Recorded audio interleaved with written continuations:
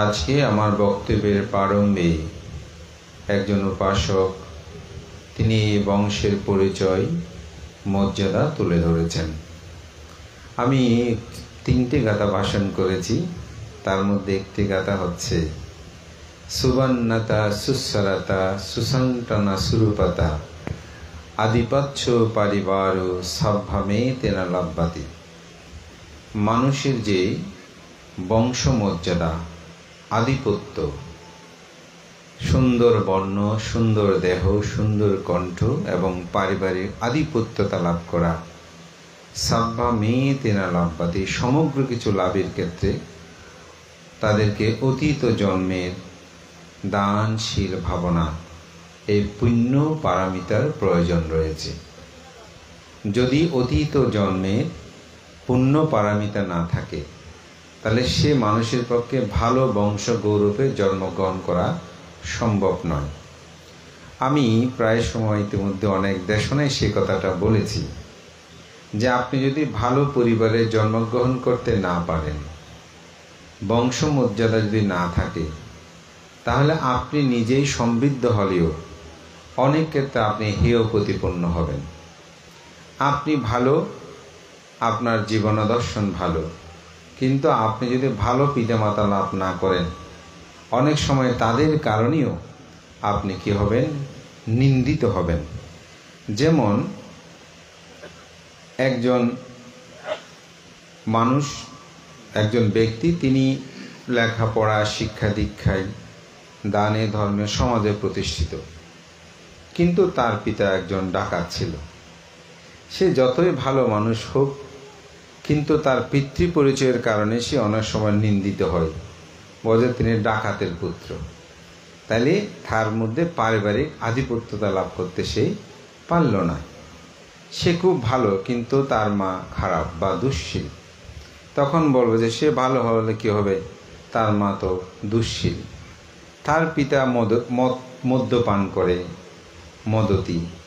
যখন সে ভালো হলেও বলে যে না, বলিও না তার পিতা একজন মদতি। আমি এমনও দেখেছি, মেয়েটা খুব ভালো, ওই ঘর থেকে বিবাহ বন্ধন আবদ্ধ হওয়ার জন্য সব কিছু ঠিক, কিন্তু জানতে পারলো তার বাবা মদতি এবং জানতে পারলো তার মা ভালো নয়।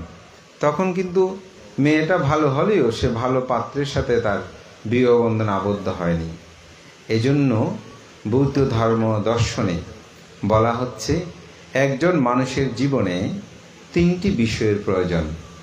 একটা হচ্ছে পূর্বস্যা কাতা পুণ্যাতা, অতীত জন্মের পুণ্য। অতীত জন্মের যদি পুণ্য না থাকে তাহলে কিন্তু আপনি ভালো পরিবারে জন্মগ্রহণ করতে পারবেন না, ভালো বংশমর্যাদা আপনি জন্ম করতে পারবেন না। ভালো বংশ বলতে কি বুঝে? আমরা মনে করি কোনো পরিবারে যদি টাকা পয়সা থাকে, বলে যে এটা খুব উচ্চ পরিবার। আসলে বৌদ্ধ ধর্ম দর্শনে সেটা উচ্চ পরিবার বলে না। উচ্চ পরিবার কাকে বলে? যে পরিবারে মা বাবা দুজনেই শীলবান। তথাগত বুদ্ধ তিনি যখন সিদ্ধার্থ অবস্থায়, তিনি সন্তোষ দেবপুত্র হয়ে যখন তুষিত স্বর্গে অবস্থান করছেন, তখন পৃথিবী অবলোকন করে তিনি দেখেছিলেন যে পৃথিবীর মধ্যে কারা সবচেয়ে বেশি শীলবান। তো সেখানেই দেখেছিলেন যে মহামায়া এবং শুদ্ধোধন, 5টির মধ্যে একটা ছিল তাদের জীবনটা কেমন। তাদের যে গর্ভের মধ্যে তিনি প্রতিসন্ধি গ্রহণ করবে, সে গর্ভটা বিশুদ্ধ কিনা, তার পিতা বিশুদ্ধি কিনা, এই বিষয়টা কিন্তু সেখানে পর্যবেক্ষণ করে দেখেছেন। ঠিক আসলে হয়। তো সেজন্য অতীত জন্মে যদি পুণ্য থাকে তাহলে তিনি ভালো পরিবারে জন্মগ্রহণ করতে পারে। তো প্রথম হচ্ছে অতীত জন্মের পুণ্য, দ্বিতীয়ত সৎ লোক, ভালো পিতামাতা, তৃতীয় হচ্ছে নিজের আত্মপ্রচেষ্টা, নিজের মধ্যে আপনি ভালো পরিবারের ভালো মা বাবার পক্ষেও কিন্তু প্রকৃত অর্থে নিজেকে প্রতিষ্ঠা করা সম্ভব নয়। তা আমি যেটা বলছিলাম সেটা হচ্ছে যে পারিবারিক আধিপত্য, অর্থাৎ ভালো পরিবারে জন্মগ্রহণ করতে হলেও পুণ্যের প্রয়োজন রয়েছে। তো আজকে এই পরিবারের যে যারা বংশ পরিচয় প্রদান করেছেন বংশের কথাগুলো বলেছেন, আমি মনে করি এটা অতীত জন্ম জন্মান্তরে তারা দানময়, শিলময়, ভাবনাময় পুণ্যগুলো সম্পাদন করেছেন। তবে আমি বলবো সেটা যেন আমরা প্রতিনিয়ত প্রতিপালন করি। আমাদের বিখ্যাত পণ্ডিত রাহুল সংকিতায়ন তার চেতনা দাসত্ব একটি গ্রন্থে তিনি এই কথাটা বলেছেন, যারা অতীতকে স্মরণ করে, আস্ফলন করে, কিন্তু তাহা প্রতিপালন করে না, আমি বলি সে চেতনার দাসত্ব করে। অর্থাৎ আমার বংশের মন এই, সে অনেক এরকম বলে, আমি চৌধুরী, আমি অমুক, এরকম বলে খুব অহংবোধ করে, কিন্তু তার মধ্যে সে চৌধুরী, তার মধ্যে সে বড়ুয়া, তার মধ্যে সে সে গুণগুলো নাই। তা আপনি যদি গুণ না থাকে সেগুলো নিয়ে শুধু আস্ফলন করেন, অহংকার করেন, তাহলে বলছে আপনি তার দাসত্ব করেন।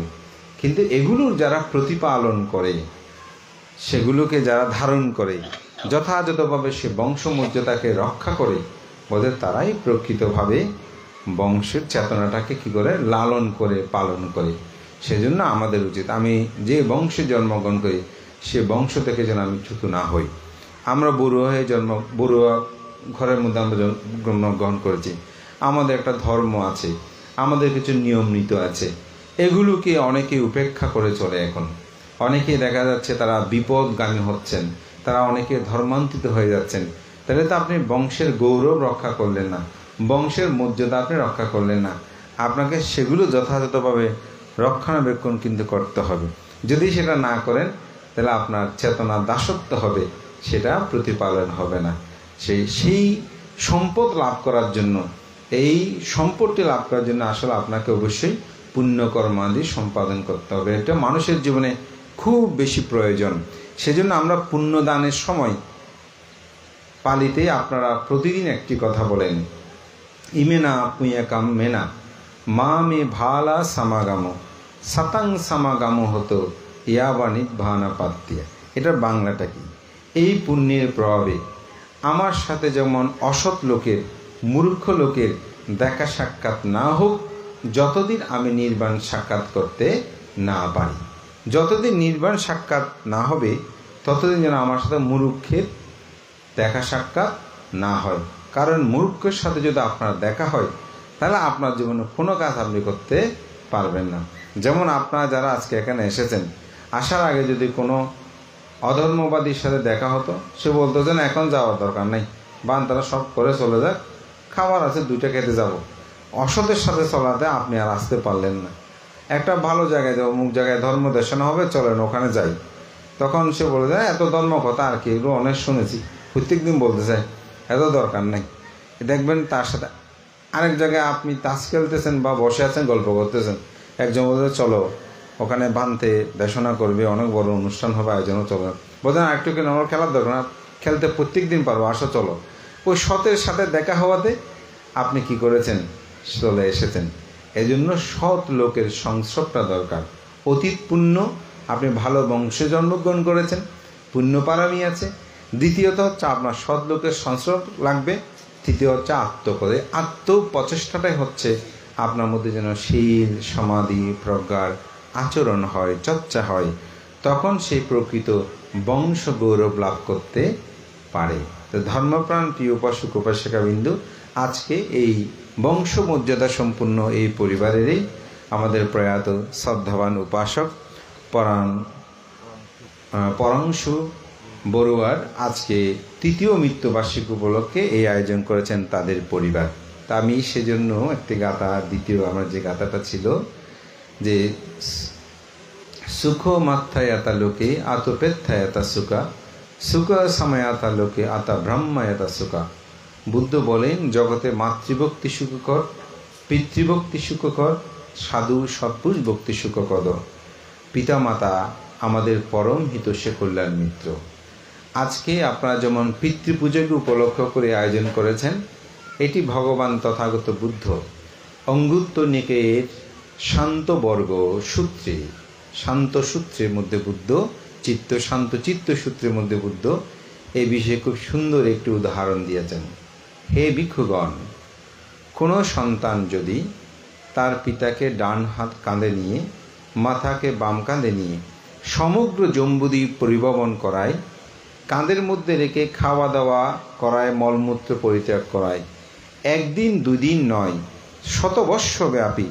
তথাপি আমি বলি, একজন সন্তানের পক্ষে পিতামাতার ঋণ পরিশোধ করা সম্ভব নয়।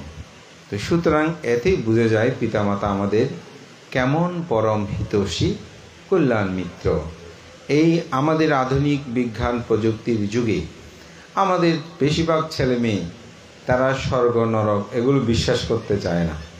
তারা মনে করে চোখে দাগ দেখি না, সুতরাং এখানে অদৃশ্যমান এই স্বর্গ নরক কেন বিশ্বাস করতে যাব, এটি তাদের একটি ধারণা।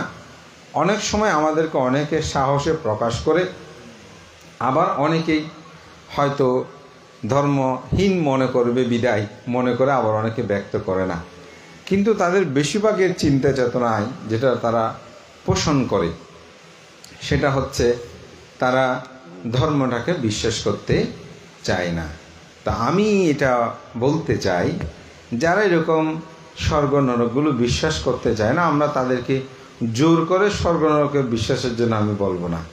তবে আমি তাদেরকে এইটুকু বলবো, আপনারা চর্মচক্ষে জ্ঞান ও নেত্রে আপনারা উপলব্ধি করছেন, আপনাদের পিতামাতা যদি আপনাদেরকে গর্ভে ধারণ না করতো, লালন পালন বর্ধন না করতো, তাহলে কিন্তু আপনারা এই পৃথিবী দেখতেন না, এই পৃথিবীতে বাঁচতে পারতেন না।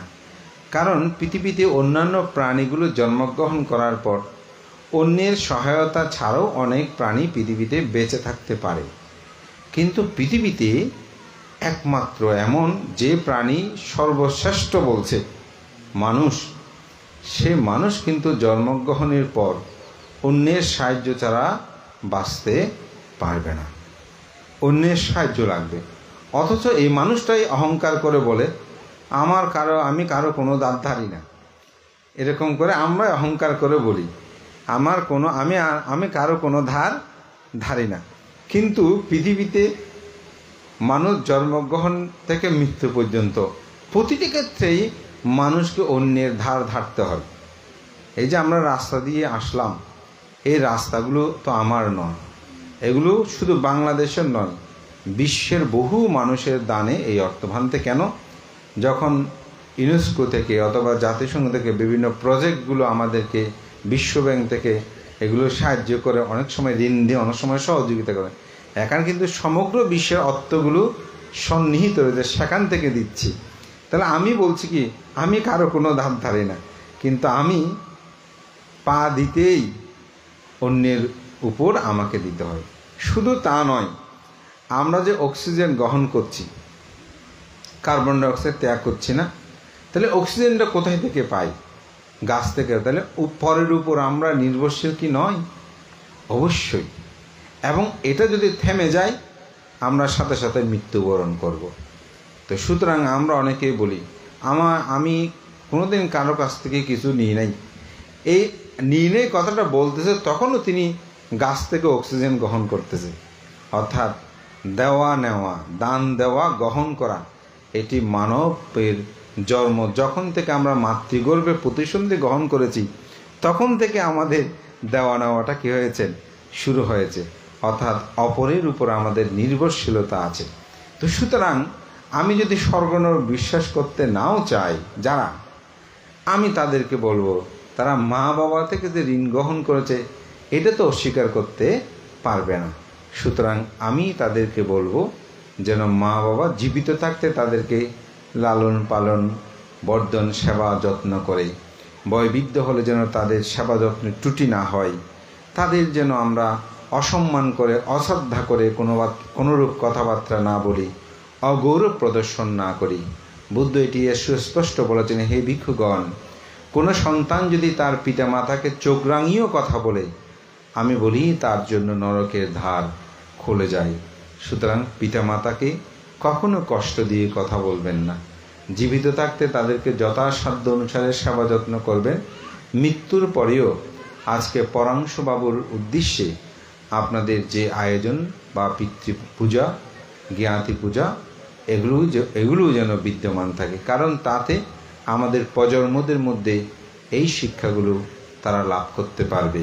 তাই পুণ্যকর্ম, সৎকর্ম, ভালো কর্মগুলো আমাদের সম্পাদন করা উচিত।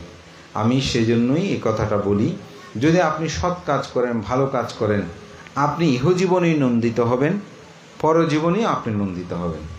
আপনি যদি ভালো কাজ করেন, সৎ কাজ করেন, দেখবেন ইহজীবনেও আপনার মধ্যে আপনি নন্দিত জীবন লাভ করতে পারবেন। আপনারা ইতিমধ্যে আমাদের যেটা আসলে মানসিকভাবেও আমরা সবাই এখন চিন্তিত, আমাদের ডক্টর এফ দীপঙ্কর মহাতেরও তিনি মৃত্যুবরণ করেছেন। তার মৃত্যুটা খুবই রহস্য আবৃত। আমরা যতটুকু আসলে দেখলাম বা উপলব্ধি করলাম, খোঁজ নিলাম, তিনি যে আত্মহত্যাটা করেছেন, অনেকে বলছে এটা আসলেই বিভিন্ন সিমটম, বিভিন্ন কিছু উপলব্ধিতে এটা আসলে প্রতীয়মান হয় না। এটা যে কোনো প্রকারে তাকে বাধ্য করা হয়েছে, অথবা তাকে অন্যভাবে কিছু করে সেটা ভিন্নভাবে প্রচারিত হয়েছে। কিন্তু আমি তার মৃত্যুর একদিন পর যখন চট্টগ্রাম বৌদ্ধবিহারে তাকে নিয়ে আসা হলো, তার মৃতদেহটা, হাজার হাজার মানুষের সমাবেশ, তার প্রতি শ্রদ্ধা নিবেদন, অশ্রুসিক্ততা, এটা দেখে আমি ভাবলাম যে তার ত্যাগময় জীবন কিন্তু বৃথা যায়নি, তার জীবনটা বৃথায় পর্যবেসিত হয়নি। তিনি যে ভালো কাজগুলো করেছেন, সৎ কাজগুলো করেছেন, তিনি যে সধর্ম প্রচারে তার জীবনকে তিনি উৎসর্গিত করেছেন, তিনি যে দেবমানবের কল্যাণে তার জীবনাদর্শনকে তিনি প্রচার প্রসারে নিবেদিত ছিলেন, হাজার হাজার মানুষের সমাবেশ, সেখানে শ্রদ্ধা নিবেদন দেখে আমি ভেবেছি না, তিনি মৃত্যুর পরেও তিনি নন্দিত হয়েছেন। সেজন্য পুণ্যকর্ম, সৎকর্ম, এটা এত শক্তি প্রবাহ, এটা মানুষ অনেক সময় উপলব্ধি করতে পারে না। তো বুদ্ধের সময়কালের একটি ঘটনা বলি। আপনারা অনাথপ্রেমিক শ্রেষ্ঠীর কথা শুনেছেন। এই অনাথপ্রেমিক শ্রেষ্ঠীর মহাসুভদ্রা নামক তার এক কন্যা ছিল। অনাথপ্রেমিক শ্রেষ্ঠী প্রতিদিন 2000 ভিক্ষু সংঘকে দান করত। এটি ধর্মপদের যমক বর্গে 18 নম্বরে এই বিষয়টা উল্লেখ আছে যে তিনি 2000 ভিক্ষু সংঘকে প্রতিদিন দান করত। তো দানগুলোর ব্যবস্থা করানোর জন্য তিনি তার প্রথম কন্যা মহাসুভদ্রাকে দায়িত্ব দিয়েছিল। তিনিও করতেন, তার স্ত্রীকে, তার কন্যাকে এভাবে দায়িত্ব দিয়েছেন। তার যখন বিবাহ হয়, তার দ্বিতীয় কন্যা সুভদ্রাকে দায়িত্ব দিল। সেও যখন অন্যত্রে যায়, তখন তার আরেকটা কন্যা ছিল, তার নাম ছিল সুমনা। তা আমি এই পরিচয়টা দেওয়ার একটা কারণ আছে, বৌদ্ধ সাহিত্যে সুমনা, অনেকগুলো সুমনা আছে, সেজন্য এই সুমনাটা হচ্ছে অনাথপ্রেমিক শ্রেষ্ঠীর কন্যা। তো সেই এক সময় খুব অসুস্থ হয়ে পড়ে এবং মৃত্যুশয্যায় একেবারে শায়িত হয়। পিতা খবর পেয়ে তাকে দেখতে আসে। তো দেখতে এসেই তাকে বলছে যে, হে আমার কন্যা, তুমি এখন কি বলতেছ, মানে আমাকে কি বলবে বা তোমার কি বলা আছে, যেহেতু সে অসুস্থ, খবর পাঠিয়েছে। তখন বলছে যে, হে কনিষ্ঠ ভ্রাতা, তুমি কি বলিতে চাও? তখন তিনি বলছেন, আমি তার পিতা, আমি তাকে কন্যারূপে সম্বোধন করলাম, সে আমাকে বলছে ভ্রাতা, হ্যাঁ কনিষ্ঠ ভ্রাতা, ছোট ভাই, তুমি আমাকে কি বলতেছ? স্বাভাবিক অনাথপ্রেমিক শ্রেষ্ঠী বলছে, আমার মেয়ে তো দানশীল ভাবনা, সবসময় পুণ্যকর্ম, সৎকর্মগুলো সম্পাদন করত, কিন্তু এখন মৃত্যুকালীন সময়ে সে পলব বকছে কেন? বোধহয় তার মৃত্যুর গতি নিমিত্ত ভালো হবে না, সে বোধহয় পাগল হয়ে গেছে। বলে যে, তুমি হে কন্যা, তুমি পলব বকতেছ কেন? বলে যে, হে ছোট ভাই বা কনিষ্ঠ ভ্রাতা, আমি পলব বকিতেছি না, অর্থাৎ আমি পাগলামি করছি না। এই কথোপকথনেই তার মৃত্যু হয়। এখন তিনি খুব চিন্তিত হয়ে পড়লেন যে আমার মেয়ে তো খুব ধার্মিক, সে প্রতিদিন 2000 ভিক্ষুশ্রমণকে দান ধর্ম করত, ধ্যান করত, ভাবনা করত, এত পুণ্যকর্মগুলো সম্পাদন করত, কিন্তু মৃত্যুর সময় কেন সেই পাগলের মতন আমাকে, পিতাকে সেই ভাই বলতেছে? এটা স্বাভাবিক না? অনেক সময় আমরা এরকম হয়, অনেক মানুষ মৃত্যুশয্যায় শায়িত হলে অনেক ক্ষেত্রে তারা সেরকম করে, আমরা বলি যে মাথা ঠিক নেই, হ্যাঁ, ভয়বিদ্ধ হলে অনেকে এরকম হয়। তো ঠিক সেরকমভাবে মূলত আলোচনাটা করছে বা এরকম বলেছে। তখন অনাথপ্রেমিক সৃষ্টি বুদ্ধের কাছে গেলেন। তো বুদ্ধকে কি এই বিষয়টা তিনি ব্যক্ত করলেন আদ্যপন্ত, যে আমার কন্যার সাথে আমার এরকম কথোপকথনে আমাকে সে ছোট ভাই বলেছে, ঘনিষ্ঠ ভাতা বলেছে, বলে যেটার কারণটা কি? তথাগত বুদ্ধ। তো বুদ্ধ সেখানে বলেছিলেন যে হে অনাথপ্রেমিক সৃষ্টি, আপনাকে ছোট ভাই বলার একটা কারণ আছে। কারণটা হচ্ছে আপনি তো বুদ্ধ ধর্ম দর্শনের নবলোকোত্তর ধর্মের মধ্যে আপনি শ্রোতাপত্তি লাভী, কিন্তু আপনার কন্যা হচ্ছে স্থগিতাগামী, অর্থাৎ সেই আপনার চেয়ে আরও এক ধাপ উপরে। আমরা জানি বুদ্ধ ধর্ম দর্শনে যে শ্রোতাপত্তি ফল, স্থগিতাগামী ফল, অনাগামিত্ব ফল, অরহত্ব ফল, এই 4টি স্তরে এটা চিত্তভেদে 8টি বিষয়, অর্থাৎ মার্গ। আমরা 4টি মার্গের কথা বলি, ফল সহ এটাকে চিত্তে 8 প্রকার চিত্ত বলে অভিধর্মে। তো সুতরাং সেই তো শ্রোতাপত্তি লাভী কে অনাথপ্রেমিক সৃষ্টি, কিন্তু তার কন্যা স্থগিতাগামী। তো স্থগিতাগামী হওয়ার কারণে সেই মৃত্যুর পূর্বে পিতাকে তিনি কনিষ্ঠ ভ্রাতা অর্থাৎ ছোট ভাই হিসাবে তিনি সম্বোধন করেছেন। তো বুদ্ধ বললেন এতে শঙ্কিত হওয়ার কোনো কারণ নেই, আপনার কন্যা সে আপনার চেয়েও এক ধাপ এগিয়ে আছে, অর্থাৎ তিনি স্থগিতাগামী, সেজন্যই আপনাকে বলেছে কনিষ্ঠ ভ্রাতা। তো বুদ্ধ সেখানে আমি যে গাথা ভাষণ করেছি সেটা বলছেন, ইদানন্দাতি পেশানন্দাতি কাথা পুঁয়া উভয়াত্মানন্দাতি পুয়াং মে কাথান্তি নন্দাতি মিয় নন্দাতি সুগতিঙ্গাত। বুদ্ধ বলছেন যারা পুণ্যকর্ম করে, সৎ কাজ করে, ভালো কাজ করে, তারা ইহ জীবনে নন্দিত হয়, পরজীবনেও নন্দিত হয়। এই পুণ্যকর্ম দেখে তাদের মধ্যে প্রসাদ ও আত্মপ্রফুল্লতা বা আনন্দ উৎপন্ন হয় এবং মৃত্যুর পরে তারা সুগতি স্বর্গলোকের মধ্যে উৎপন্ন হয়। এবং বলছেন আপনার কন্যা মৃত্যুর পর সে দূষিত স্বর্গের মধ্যে উৎপন্ন হয়েছে। তো ধর্মপ্রাণ প্রিয় উপাসক উপাসিকাবৃন্দ, এই জন্যই আমাদের পুণ্যকর্ম সৎকর্মগুলো করা প্রতিনিয়ত করণীয় কর্তব্য, এবং এই পুণ্যকর্মই আমাদের জীবনে দুঃখ থেকে আমরা মুক্তি লাভ করতে পারবো। তো বান্ধে কেন পুণ্যকর্ম করব, কিসের জন্য আমরা পুণ্যকর্ম করব, তার কারণ কি? তো পুণ্যকর্ম করতে হলে আমাদেরকে একটি সত্য জানতে হবে। একটি সত্য কি? সেটা হচ্ছে দুঃখ কি। আমাদের জীবনে যে দুঃখ আছে, এই দুঃখটা আমাদেরকে জানতে হবে। কি কি দুঃখ? পৃথিবীতে মানুষের অসংখ্য দুঃখ আছে, কিন্তু সবার দুঃখ সবার সাথে মিলে না। কীরকম? যেমন একজনের দুঃখ তার পুত্র নাই, তাহলে যার কাছে পুত্র আছে তার সাথে পুত্র নাই ব্যক্তির সাথে কোনো দুঃখের কি নাই, মিল নাই। কারো স্ত্রী আছে আর কারো স্ত্রী নেই, কারো স্বামী আছে কারো স্বামী নেই, তাহলে দুজনের দুঃখ দুই রকম। কিন্তু বুদ্ধ 8টি দুঃখের কথা বলেছেন, যেগুলো পৃথিবীর অরহৎ ছাড়া বা মার্গ জ্ঞান লাভী ছাড়া সবার মাঝে এই দুঃখগুলো আছে। সে 8টি দুঃখ কি?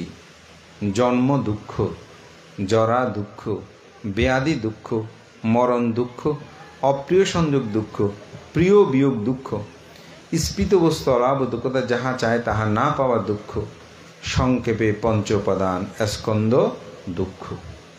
এই দুঃখগুলো নাই পৃথিবীতে। এমন কোনো মানুষ আছে? অর্থ বিত্ত টাকা পয়সা যার যত থাকবে থাকুক, তার কি জরার দুঃখ আছে, বৃদ্ধ হয়ে যাচ্ছে, দুঃখ আছে। সে যত বড় সুন্দর হোক, কিন্তু জরায় তাকে কি করছে, জর্জরিত করছে। ব্যাধি নাই এমন কেউ আছে? কোনো কেউ নাই। এটা একদম যিনি ডাক্তার আমাদেরকে ভালো করে সুস্থ করে, তার কাছেও গেলে সেও কি অসুস্থ, সে আরেক ডাক্তারের কাছে যাচ্ছে। একবারে ডাক্তারের সিরিয়াল নাম্বার নিয়েছি, ওখানে যাও, বলছে ডাক্তার একটু অসুস্থ বোধ করছে, উনি আরেকটা ডাক্তারের কাছে গেছে।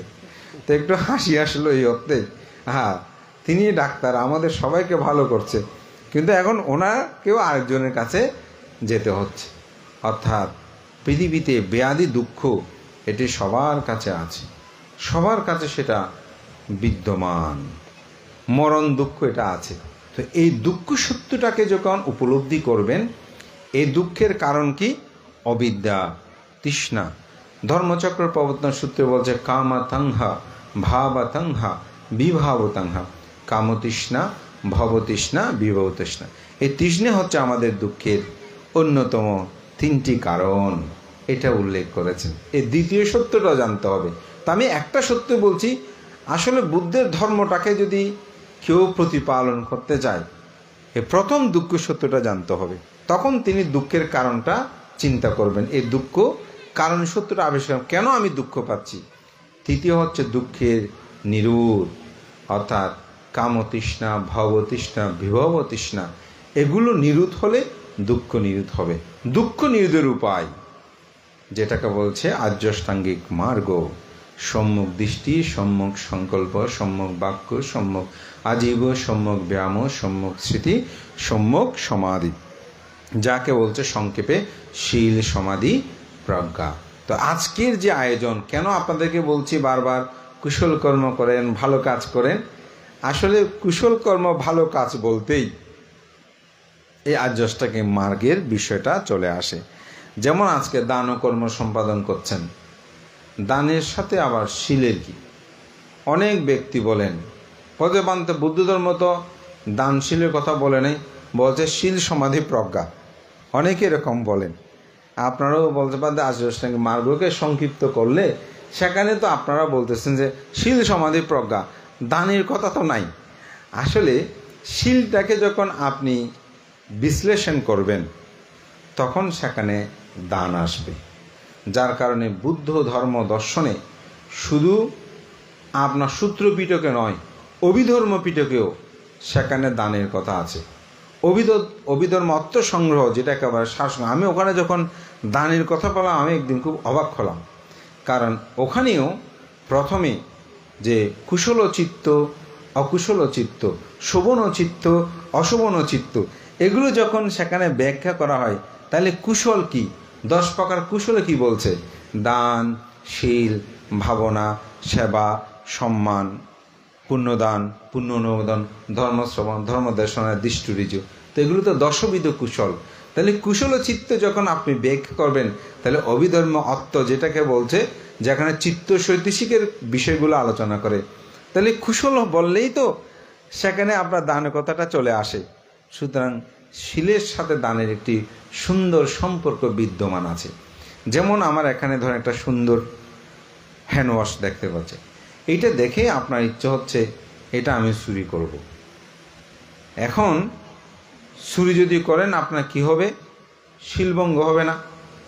তা আপনি যদি বলেন যে না, আজকে এই পরিবার এটা দান করতে পারলে আমার মধ্যে এটার ভোগের যে চেতন উৎপন্ন হয়েছে, আমি এটা ত্যাগ করলে অসুবিধা কি? যখন আপনি ত্যাগ করবেন, তখন আপনার চৌর্য চিত্তটা চলে যাবে, তাহলে আপনি শীল পালন করতে পারলেন।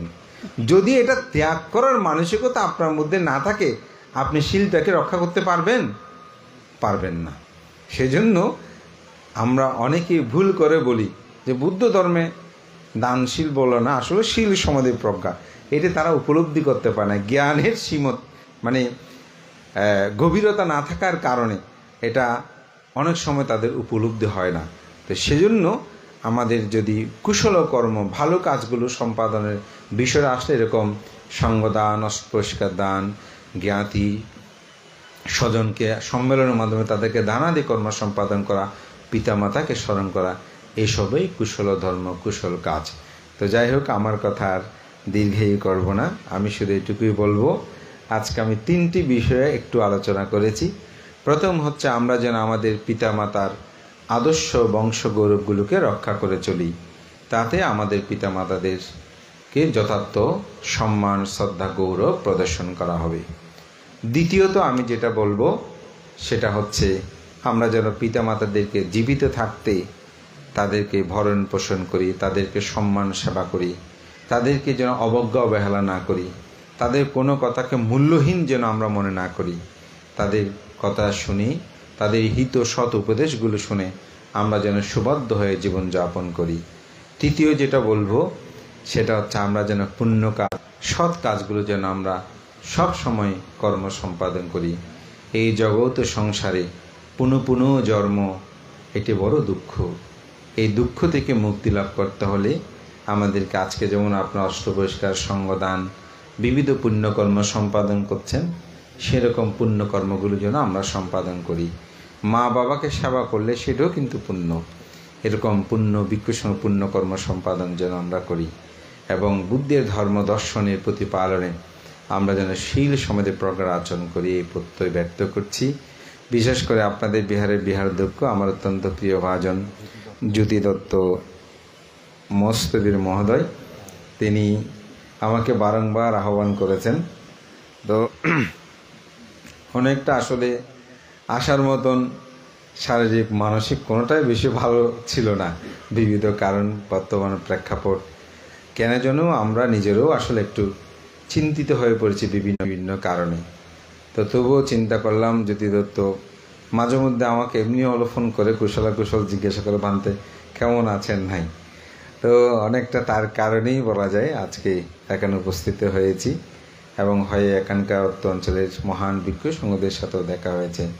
প্রতিবারের মতনই আমি আসলেই এখানের সকল ভিক্ষু সংঘ আমাকে সময় দান করেন ধর্মদান করার জন্য।